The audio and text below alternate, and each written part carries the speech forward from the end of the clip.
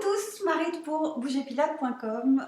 Aujourd'hui, j'ai choisi de réaliser une vidéo sur voilà, partager avec vous mes sources en termes de médecine anti-âge et pourquoi également je me suis autant investie sur ce sujet. Alors, pour tout vous dire, cette vidéo, elle a été plus, enfin, c'est plus une réponse à certaines questions de mes abonnés qui m'ont, je dois dire, un peu bousculé en termes de voilà, quelle était ma légitimité sur le sujet, mais surtout euh, pourquoi cet intérêt. Donc ça supposait quand même que je parle un peu plus de moi, et ça n'a pas été facile. Parce que bon, je suis quelqu'un d'assez secret, même avec mes plus proches. Donc moi j'en dis mieux je me porte. En plus, j'ai un caractère où je ne regarde jamais derrière moi. Je suis toujours orientée sur essentiellement l'avenir. Et donc ça m'a un petit peu bousculée. Mais c'est là où ça devient intéressant parce que, en fait, vous savez peut-être, en tout cas pour moi, ce qu'il y a de plus difficile, c'est de se changer. Mais c'est également ce qu'il y a de plus intéressant. J'ai plaisir à m'y employer, en fait. Mais j'ai quand même voilà, réfléchi au sujet, comment j'allais procéder. Alors, euh, la médecine anti-âge en termes anti-âge actuel, hein, c'est-à-dire les compléments alimentaires et les hormones bioidentiques, actuellement disponibles sur le marché pour optimiser des organes déficients et vieillir en santé le mieux possible, le plus longtemps possible. Ce qui veut dire qu'on est encore aujourd'hui sur ce qu'on appelle une médecine augmentée. On supplémente un organe fatigué. Avec ce qui est actuellement disponible sur le marché. Moi, je suis sur des produits les plus naturels possibles, les plus proches de nos propres sécrétions. Ce qui fait quand même la différence avec une autre approche médicale qui est en train d'émerger, qu'on appelle la médecine régénérative. C'est-à-dire qu'au travers de cellules souches que l'on s'injecte dans la moelle épinière, enfin on s'injecte, on se fait injecter, c'est très, très précis, dans la moelle épinière ou au sein de l'hypophyse pour régénérer complètement un organe déficient ou manquant. Donc on comprend que c'est une approche qui va être radicalement différente, qui mérite qu'on s'y intéresse parce que je pense qu'on va la connaître de notre vivant.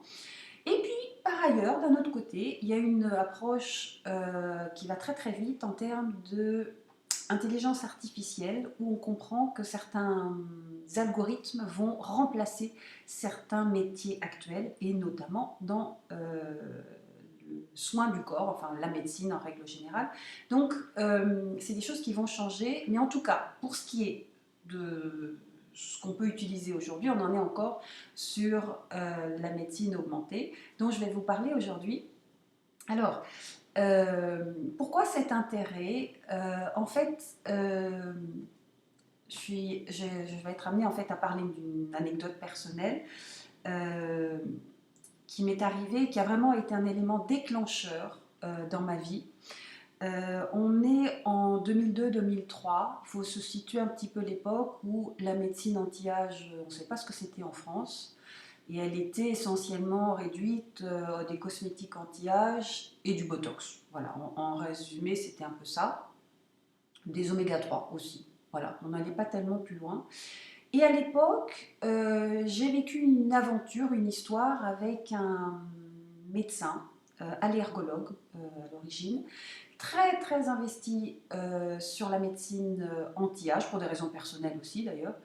Euh, et à l'époque, donc il était formé aussi bien au Luxembourg, aux États-Unis, par de grands chercheurs qui étaient vraiment c'était vraiment avant-garde à l'époque. Hein. Donc il a ouvert la première consultation, l'une des premières en France en termes de médecine anti-âge.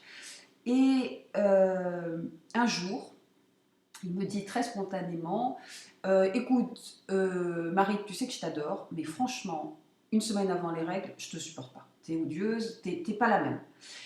Et ça m'a vraiment, vraiment vexée parce que je ne suis pas du tout quelqu'un qui est sensible à mon apparence, hein. On peut critiquer sur mon apparence, sur ma coupe de cheveux aujourd'hui, ma couleur de cheveux, tout ce qu'on veut, ça ne me touche pas du tout. Ça me passe complètement au-dessus parce que je n'ai jamais mis, je me suis jamais mis en jeu par rapport à ça, donc ça ne me touche pas. Mais quand on s'en prend à mon caractère, donc voilà, j'ai tendance à penser que j'ai un bon caractère, bon, peut-être que je suis un peu présomptueuse, mais disons que j'ai tendance à le penser, et ça m'a touchée, donc je n'ai pas trop apprécié, mais je garde toujours une oreille ouverte, et je me suis dit, bon, il m'a dit, écoute, c'est pas ta faute, on va faire des tests, mais à mon avis, tu manques de progestérone. Il m'a dit, non seulement tu vas lire ça, mais tu vas prendre ce complément qu'on trouve en pharmacie qui s'appelle, là c'est un générique, mais progestan ou utrogestan, et tu vas le prendre 14 jours par mois et tu vas voir, à mon avis, ça va s'arranger. Et effectivement, je me sentais beaucoup mieux, j'avais une meilleure humeur, je ne sais pas, mais en tout cas une meilleure qualité un meilleur bien-être et un meilleur sommeil. Et ce livre a vraiment été un déclencheur. C'est quelqu'un qui, un docteur en hormones bioidentiques, qui a vraiment innové sur la progestérone. Donc vraiment, ça c'est un livre que je vous recommande, le docteur John Lee. Malheureusement, il est décédé, je crois, la même année, 2002-2003. Mais vraiment, il explique l'incidence d'une carence en progestérone sur les problèmes chez les femmes et chez les hommes aussi d'ailleurs, en moindre mesure, mais quand même. Et donc, de ça a découlé plein d'autres livres. Là, c'est un plus récent, beaucoup plus récent, mais c'est une gynécologue qui est rare en France, qui préconise les hormones bioidentiques euh, pour bien vivre après la ménopause. Ça, c'est vraiment un livre génial. Un autre livre que j'ai adoré, le docteur Sylvie Demers, qui est canadienne et qui a une approche un petit peu différente des hormones, avec des cas pratiques très très intéressants à tout âge, pas forcément la ménopause, et c'est là où c'est vraiment très très intéressant. Mais tout ça, je vais vous les mettre en commentaire ensuite. Alors après, il y a le régime hormone, bien sûr, j'en ai parlé, l'hormone de croissance, enfin il y a quantité de livres vraiment que je vais vous mettre avec un petit commentaire en bas. Donc voilà, tout ça pour vous dire que d'un mal, un bien, et j'ai toujours tendance à le penser. Cette histoire, elle n'a pas duré tellement au-delà, elle a duré peut-être 2-3 ans, et je vais vous expliquer pourquoi. En fait, c'est quelqu'un qui a de grandes valeurs, mais si vous voulez, ce que je n'ai pas du tout aimé, et qui est complètement à l'opposé de moi, c'est l'anti-âge, c'est pas pour ne pas faire son âge et briller comme ça, je fais pas mon âge. Pour moi, c'est optimiser ses facultés, apprendre plus de choses, vivre plus de choses le plus longtemps possible et se focaliser sur l'apparence en permanence. Ça m'a un peu fatiguée et là-dessus on s'est complètement voilà, éloigné. Et donc voilà l'histoire. C'est quelqu'un qui a quand même 70 ans aujourd'hui et je suppose qu'il est encore plus à fond dans la médecine anti-âge, mais à mon avis il est allé beaucoup plus loin. Avec des injections, des choses assez... à mon avis, il est déjà dans les cellules souches. Donc voilà, voilà pour l'histoire. Écoutez, j'ai eu grand plaisir à faire cette vidéo, à la préparer. Et en attendant, bah, écoutez, vous avez d'autres questions. Je vous invite à me les envoyer. En fait, elles me font beaucoup de bien, elles me font beaucoup réfléchir. Et je vous en remercie. Au revoir.